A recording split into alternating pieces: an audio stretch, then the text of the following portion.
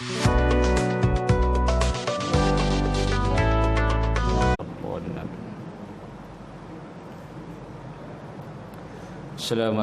warahmatullahi ta'ala wabarakatuh.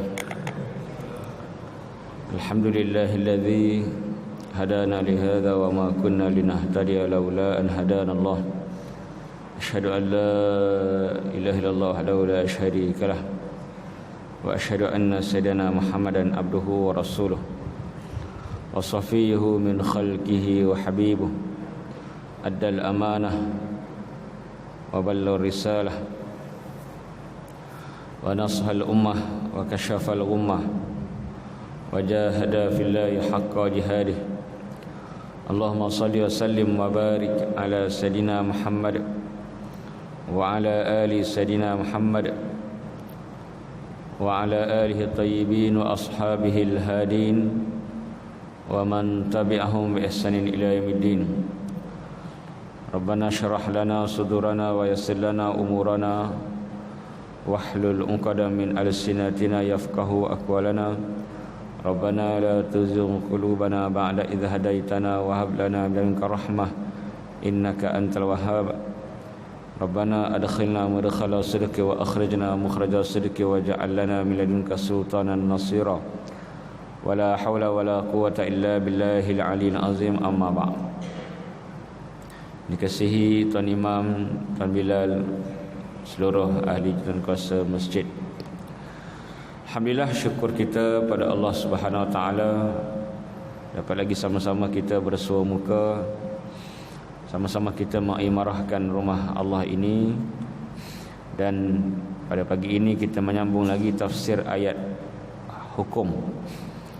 Jadi saya lupa semalam, saya kata hari ini awal surah Baqarah, tapi saya silap.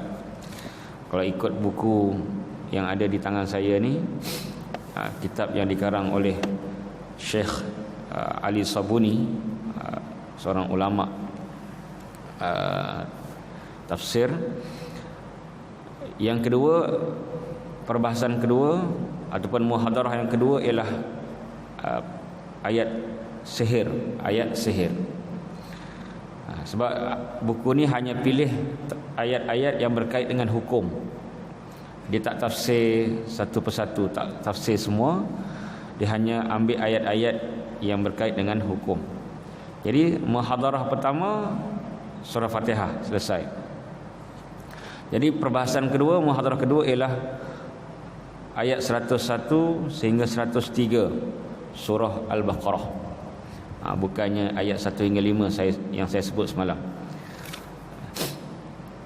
Kerana di sini dia ambil hanya tentang hukum. Dia ada dijual terjemahannya di Jalan Masjid India, Fajar Ilmu. Ada jual kitab ni, terjemahan tafsir ayat hukum karangan Syekh Ali Sabuni. Ayat ataupun perbahasan yang kedua 101 hingga 103. Walamma ja'ahum rasulun min 'indillahi musaddiqun lima ma'ahum nabadha fariqun minal ladzina utul kitaballahi wara'a zuhurihim ka'annahum la ya'lamun. 101 bermaksud, dan apabila telah datang rasul iaitu Nabi Muhammad sallallahu alaihi wasallam daripada Allah Subhanahu wa taala, musaddiqul lima ma'hum, rasul Nabi Muhammad membenarkan kitab-kitab yang terdahulu, membenarkan isi kandung ajaran dalam Taurat, dalam Injil, dalam Zabur, membenarkan rasul-rasul yang telah lepas. Maksudnya Nabi tidak menidakkan yang lepas, Nabi meneruskan yang lepas. Musaddiqul lima ma'hum. Cuma yang lepas ni banyak ditahrif, banyak diseleweng oleh pengikut-pengikut mereka, oleh ulama-ulama mereka, seperti mana yang Allah sebut dalam ayat 31 surah At-Taubah, ittakhazu ahbarahum wa ruhbanahum arbaban min dunillah orang-orang Yahudi, orang-orang Nasrani mengambil ulama-ulama dan pendeta-pendeta mereka sebagai Tuhan. Allah sebut ayat 31 surah At-Taubah, orang Nasrani zaman dulu, orang Yahudi zaman dulu mengambil ulama, ahbar, ruhban, pendeta sebagai Tuhan. Jadi seorang sahabat bernama Adi bin Hatim. Adi ni dia rasa macam berbeza dengan apa yang dia tahu. Adi ni dia seorang pengkaji agama. Dia banyak pengalaman dengan agama-agama Yahudi dan Nasrani. Dia pun jumpa Nabi. Ya Rasulullah, telah turun ayat 31 surah At-Taubah yang mengatakan orang Yahudi, orang Nasrani mengambil ulama dan pendeta mereka sebagai Tuhan. Sepanjang aku berada di sana dengan orang Yahudi, dengan orang Nasrani sebelum masuk Islam, aku tak pernah lihat mereka sujud sembah ulama, sujud dan sembah pendeta mereka. Tapi Allah kata mereka sembah. Apa maksudnya? Nabi kata, bala, apa yang kau sebut tadi bukan salah. Maksudnya memang betul, dari segi fizikal mereka tak sujud kepada ulama dan pendeta Yahudi. Maksud sembah di sini ialah apabila ulama-ulama dan pendeta-pendeta ini haramu halalan wa halalu haraman, mereka mengubah hukum yang ada dalam kitab Taurat, yang ada dalam kitab Injil. Mereka ubah. Haramu halalan, mengharamkan yang halal, wa halalu haraman, menghalalkan yang haram. Mereka putar belit. Fattaba'uhum, walaupun ulama-ulama ni ubah, tapi marhain, geng-geng netizen ni, orang bawahan ikut mereka. Maka itulah bentuk penyembahan. Fadzalika ibadatuhum iyyahum, itulah bentuk penyembahan. Sebab apa disebut sembah? Mana kalau ini pengajaran, kalau sang atasan, pemimpin dan ulama mengubah, tidak mengikut apa yang dalam Quran, mengubah apa yang dalam Quran, mengikut selera nafsu mereka, kalau kita ikut, na'udzubillah, kalau ada yang ikut, itu juga bentuk penyembahan. Sebab hukum ni eksklusif Allah. Ada satu nama Allah, namanya Al-Hakam. Al-Hakam, Al-Hakam maksudnya pembuat hukum. Nabi pun dipanggil majazi, bukan yang sebenar. Yang sebenar buat hukum hanyalah Allah. Nabi, Allah ilhamkan kepada Nabi untuk jatuhkan hukum, untuk putuskan hukum. Hakikatnya Allah yang buat hukum. Inil hukmu illa lillah, hukum hanya daripada Allah. Jadi kita kena ambil pengajaran daripada cerita ni, bahawa akan ada, dan memang ada, ulama-ulama yang memutarbelitkan hukum-hukum yang ada dalam Quran, dalam hadis, mengikut selera mereka, mengikut selera pemerintah mereka, mengikut selera majikan mereka, yang menyebabkan kita tak tahu, ataupun kita tahu kita ikut juga, itu juga dikira sembah. Sebab buat hukum ni macam mengaku Tuhan, buat hukum. Allah sebut dalam surah Syura, am lahum syuraka syara'u lahum minad din ma lam ya'zan bihillah. Kalau tak salah saya ayat 20. Bila tak salah tu kadang-kadang salah lah. Tak ingat. Surah Syura. Am lahum syuraka, adakah mereka ada sekutu-sekutu, syara'u, yang buat hukum untuk mereka, minad din, dalam agama, ma lam ya'zan bihillah, sedangkan Allah tak izin. Jadi ini apa yang Allah nyatakan dalam Quran, bahawa adanya ulama-ulama, pendeta-pendeta, orang agama yang akan memutarbelitkan Taurat dan Injil. Yang sebenar, dia akan mengakui Nabi. Antara yang mereka tahrif, yang mereka ubah, ialah tentang Nabi Muhammad yang ada dalam kitab Taurat dan Injil. Jadi Allah sebut di sini musaddiqul lima mahum. Rasul datang, Quran datang, mengiyakan apa yang telah lepas. Yang telah lepas yang betul, bukan yang diseleweng. Kerana mereka ni memang akan menyeleweng. Bila dah datangnya Nabi, Nabi sendiri kita tahu, sebelum Nabi datang mereka beriman, mereka percaya. Tapi setelah mana Nabi datang, mereka tolak. Ini yang Allah sebut, nabadha fariqum minal ladzina utul kitab.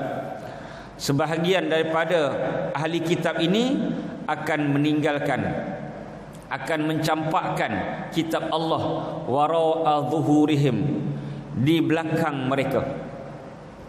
Mereka sebelum Nabi datang, mereka berpegang dengan Taurat, dengan Injil.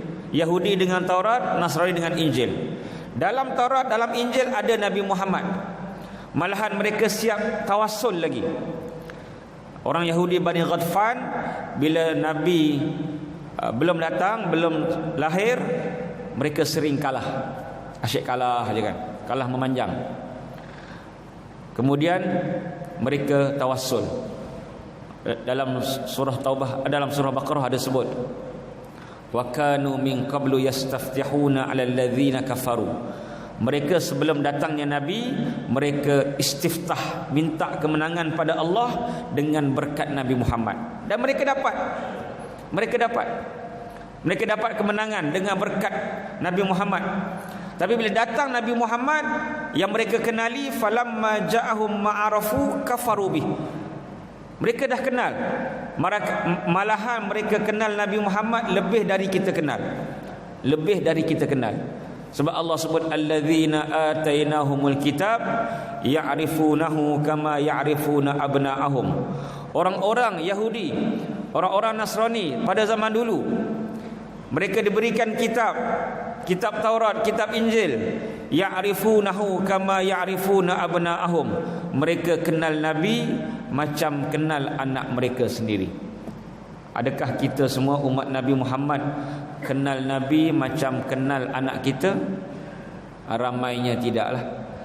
Isteri Nabi yang 11 pun kita tak ingat namanya. Baru 11. Kalau kena Nabi Daud 99, jenuh kita. Mujur 11. Belum lagi hamba-hamba lelaki, hamba-hamba perempuan, khadam-khadam Nabi, anak-anak Nabi, cucu-cucu Nabi. Kita ingat 2 je, Hasan Husin, ramai lagi cucu Nabi, cicit Nabi. Jadi kita tak kenal mana. Walaupun kita mendakwa sayang Nabi, cinta Nabi, tapi orang kata apa? Cinta palsu. Tak kenal pun, tak tahu pun berkenaan dengan Nabi seperti mana orang Yahudi. Tapi Yahudi bila datang Nabi, kafaru bih, mereka tolak. Kalau di sini disebut bila datang Nabi, nabadha fariqum minal ladzina utul kitab kitaballahi wara'a zuhurihim. Mereka melemparkan kitab-kitab mereka ke belakang. Ini perangai Yahudi. Perangai Yahudi memang begitu. Semalam ada tweet kat Twitter kan, orang Yahudi bila perang-perang ni kan, kami ni bangsa yang beriman dengan kitab Taurat kan, dengan Nabi Musa kan. Lepas tu ada orang retweet, orang Islam lah, dia kata korang ni bila Nabi tinggalkan, Nabi Musa tinggal 40 hari dah menyeleweng, dah cari berhala-berhala nak sembah, baru 40 hari dah cari Tuhan lain. Sedangkan sekarang ni dah lebih berapa ribu tahun kan, Nabi Muhammad tinggal, Nabi Musa tinggal dah ribu-ribu tahun. Kalau 40 hari pun dah cari Tuhan lain, dah ribu-ribu tahun, faham-faham sendirilah. Kan, dari tweet kan. Baru 40. Ini perangai Yahudi memang teruk. Memang teruk. Dah diselamatkan oleh Nabi Musa. Mana Allah selamatkan dengan asbab Nabi Musa daripada kejahatan Firaun. Nampak orang sembah benda lain, dia pun nak, ya Musa ij'al lana ilahan kama lahum alihah. Hei Musa, kami pun nak Tuhan macam dia orang. Perangai Yahudi. Baru je diselamatkan, dah tengok, dia suka tengok, dia orang sembah apa tu, nak jadi macam dia orang lah. Musa, kami nak lah Tuhan dia orang. Perangai, ini perangai Yahudi memang sangat teruk. Semalam pun bila mana ditanya dalam PC kan, press conference, mereka menafikan mereka yang tembak, mereka yang serang hospital, menuduh kata taraful akhar, pihak lain yang serang. Tapi dalam press conference lain, wartawan dia mengaku mereka lah yang menyerang. Dia sesama dia orang pun nampak sangat perangai-perangai Yahudi ni banyak. Dalam Quran cukup banyak perangai Yahudi. Nabi yang paling banyak disebut Nabi Musa. Bukan saja-saja Allah sebut ni. Ini satu tauladan supaya kita ni akan mengadap perangai dia orang sampai kiamat. Bersedialah. Dan supaya kita ni ambil pengajaran, jangan ikut jejak orang-orang Yahudi. Jangan ikut jejak mereka apa sahaja. Cuma benda baik Nabi ambil jugalah, seperti mana puasa Ashura kan. Puasa Ashura mana benda baik kan. Bila Nabi datang sampai ke Madinah, Nabi lihat orang Yahudi berpuasa. Kemudian Nabi tanya, apakah puasa ini? Sebab apa mereka berpuasa? Lalu mereka kata, haza yaumun anjallahu Musa min Fir'aun. Hari Ashura adalah hari Nabi Musa diselamatkan daripada Fir'aun. Ada satu lagi riwayat sebut hari Ashura adalah hari Nabi Nuh sampai ke bukit Judi. Jadi peristiwa besar, peristiwa Nabi Nuh selamat dan peristiwa Nabi Musa selamat. Maka Nabi kata, nahnu ahaqqallahu bisyam minhum. Kita lagi patut puasa daripada orang Yahudi. Kerana kita beriman dengan Nabi Musa, kita beriman dengan Nabi Isa, kita beriman dengan Nabi Nuh. Cuma Nabi minta kita beza sikit lah. Nabi kata, sum yauman qablahu aw yauman ba'dahu. Puasalah sehari sebelum 10 Muharram ataupun puasa sehari selepas. Ashura tetap puasa sebab itu hari kejadian, jangan tak puasa. Tapi eloknya, bukanlah benda tu haram ataupun dilarang kalau tak puasa hari sebelum dan selepas. Eloknya kita puasa sehari sebelum dan sehari selepas digandingkan dengan hari Ashura. Maknanya dalam banyak perkara, macam saya sebut semalam kan, tentang cara duduk, itu pun dikatakan cara duduk Yahudi kan. Yang Nabi kata at-taqa'ud qaidatal maghdub. Hai Syarid, sahabat Nabi kan, adakah kamu duduk cara orang yang dimurkai? Maghdub ni biasanya merujuk kepada orang Yahudi, seperti mana Nabi tafsirkan ghairil maghdub kepada Yahudi dan waladhdallin kepada Nasrani. Jadi Allah sebut pada ayat yang penghujung, ka'annahum la ya'lamun, seolah-olah mereka tak tahu.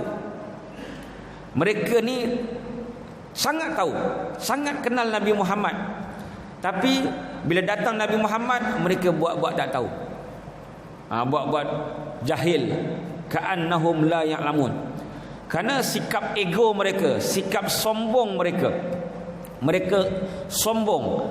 Mereka tak dapat terima Nabi Muhammad daripada orang Arab, bukan di kalangan Yahudi.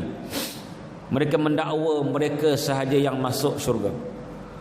Wa qalu la yadkhulul jannata illa man kana hudan aw nasara. Dan orang Yahudi kata yang masuk syurga hanya Yahudi ataupun Nasrani. Ini dakwah mereka. Yahudi kata Yahudi je, Nasrani kata Nasrani je. Mereka mendakwa. Jadi kata Tuhan, tilka amaniyuhum. Yahudi lagi dahsyat. Kalau Nasrani dia boleh masuk macam Islam lah, boleh masuk agama mereka. Tapi Yahudi tak boleh. Mereka eksklusif, kononnya bangsa dia orang lah yang eksklusif masuk syurga. Ada lagi bangsa perasan lah, bangsa yang terpaling perasan. Mereka tak macam Nasrani, tak macam Islam, yang boleh bangsa mana pun boleh. Dalam negara Israel pun ada Islam, Yahudi yang Islam ada. Orang Arab pun ada, orang Yahudi Islam pun ada. Orang Yahudi saya nampak yang pakai furdah pun ada. Dalam website ada orang geng-geng Yahudi yang masuk Islam. Mana Islam ni terima, sebab Yahudi ni bangsa dan agama. Bangsa dan agama. Yang kita musuhi bukan bangsa dia, agama pun bukanlah kita musuhi. Yang perangai Yahudi yang disebut dalam Quran, itulah yang kita musuhi. Maknanya mereka ni sangat perasan. Tapi Tuhan kata tilka amanihum kul hatu burhanakum in kuntum shadiqin. Itu adalah angan-angan mereka. Allah kata tilka amani. Amani ini angan-angan. Itu hanya angan-angan jenin Yahudi yang mengatakan Yahudi je masuk syurga. Qul hatu burhanakum. Tuhan kata, mana bukti? In kuntum shadiqin. Mana bukti kalau betul kau sahaja Yahudi saja masuk syurga? Malahan dalam ayat lain Allah perintahkan kepada Yahudi kalau betul masuk syurga, fatamannul mauta. Kalau engkau betul-betul engkau je masuk syurga, engkau minta mati. Diorang tak berani, diorang takut mati. Yo Yahudi jangan. Tengoklah masa yang baru ni yang banyak mati, lebih 1000 mati Yahudi kan. Baru ni kan, pada hari Sabtu 7 Oktober atau tarikh keramat. Mereka memang cukup takut mati. Cukup takut. Tengok beza kan, video orang Palestin relax, tenang. Ada wartawan tu dia sebelum dia mati dia tenang, relax. Ini mungkin hari yang last. Relax. Yahudi bunyi sikit je pun dah menggelabah beruk kan. Baru ni pun dekat parlimen bunyi je terus. Mereka sangat takut dengan kematian. Orang Islam dia lain. Harapan kita selepas mati lebih besar daripada harapan kita semasa hidup. Hidup ni hanyalah persinggahan. Kehidupan kita sebenar adalah selepas kita menempuh kematian. Jadi itu ayat 101. Kita akan sambung minggu depan ayat tentang 102 tentang sihir. Jadi saya kena ikut buku ni lah. Buku ni dia sebut ada 3 ayat, dia tak terus masuk ayat sihir. Walaupun tajuk dia sihir, minggu depan baru kita akan masuk ayat 102 tentang sihir yang mana terjadi pada zaman Nabi Sulaiman. Kita nak tahu apa sejarahnya dan apa sebabnya dan bagaimana bermulanya sihir di zaman Nabi Sulaiman alaihi salam. Wallahu a'lam. Bismillahirrahmanirrahim. Allahumma inna nas'alukal huda wat tuqa wal afafa wal ghina. Allahumma ahrusna bi ainaka allati la tanam wa knufna bina fil ladzi la yuram warhamna bi qudratika alaina fala tuhlikna wa anta rajauna. Allahumma ij'alna minal ladzina yastami'una al-qawla fayattabi'una ahsanah. Rabbana atina fid dunya hasanah wa fil akhirati hasanah wa qina adzabannar. Wa sallallahu ala sayyidina Muhammadin nabiyil ummi wa ala alihi wa sahbihi ajma'in walhamdulillahi rabbil alamin. Assalamualaikum warahmatullahi wabarakatuh.